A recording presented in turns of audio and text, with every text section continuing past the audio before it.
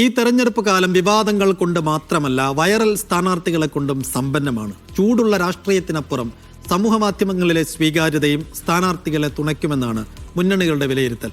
അങ്ങനെ ഒരു വൈറൽ സ്ഥാനാർത്ഥിയാണ് ഇന്ന് മീഡിയ വണിനൊപ്പം ചേരുന്നത്. തിരുവനന്തപുരത്ത് നിന്ന് സനിസയുടെ റിപ്പോർട്ടാണ്.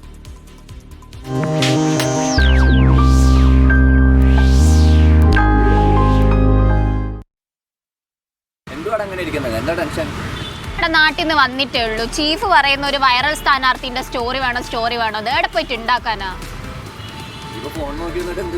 ഇവിടെ വൈറലായവരൊക്കെ ഇൻസ്റ്റാഗ്രാമിലല്ലേ ഉണ്ടാവുക. വല്ല രാഷ്ട്രീയക്കാരും എന്തേലും വീഡിയോ ഇട്ടിട്ടുണ്ടെങ്കിൽ അതെന്തേലും ചെയ്ത് കൊടുക്കാന്ന് വിചാരിക്കുന്നത്. എടാ ഒരാളെ കിട്ടിയടാ. എടാ ശാസ്തമംഗലത്ത് നിന്ന് ഇവിടെ കുറെ ദൂരം ഉണ്ടാ. എന്നാ പോവാ.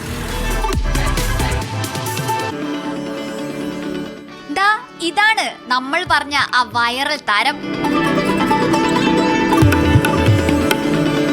ശാസ്തമംഗലത്തിന്റെ തെരഞ്ഞെടുപ്പ് വഴികളിൽ ഇത്തവണ ചിലങ്കയുടെ താളം കൂടിയുണ്ട്. സോഷ്യൽ മീഡിയയിൽ ആയിരങ്ങളാണ് അമൃതയുടെ ഫോളോവേഴ്സ്.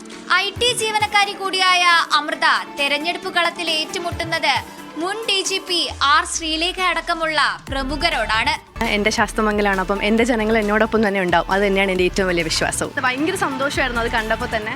കാരണം എൻ്റെ ഒരു ഡാൻസ് ഒരു മാഡം ഷെയർ ചെയ്തപ്പോൾ എനിക്കത് പറയാൻ അറിയാത്രയും സന്തോഷത്തോടെയാണ് അത് ഞാൻ കണ്ടത്.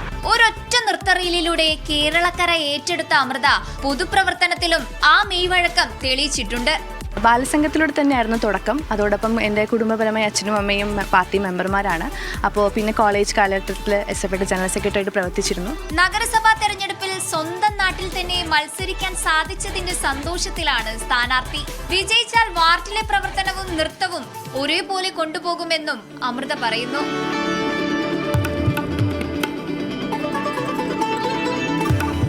രാഷ്ട്രീയത്തിലും നൃത്തത്തിലും ഈ സ്ഥാനാർത്ഥി സൂപ്പറാണ്. ക്യാമറ പേഴ്സൺ സാദിഖ് പാറക്കലിനൊപ്പം സനിസ ശോഭ ചന്ദ്രൻ, മീഡിയ 1 തിരുവനന്തപുരം.